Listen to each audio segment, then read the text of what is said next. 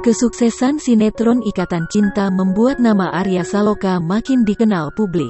Lantaran hal itu, kehidupan pribadi Arya Saloka makin menjadi sorotan. Keluarga kecil Arya Saloka dan Putri N pun makin memiliki banyak penggemar. Kendati sang suami makin dikenal, Putri N justru kerap mendapat cibiran dari haters. Putri N bahkan dituding selalu pansos atau panjat sosial ke Arya Saloka agar namanya ikut terkenal.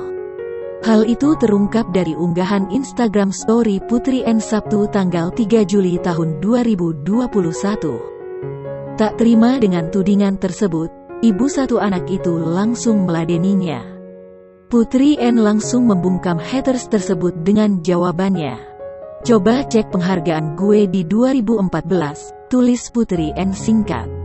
Pada tahun itu, Putri N memenangkan penghargaan dari Festival Film Bandung 2014.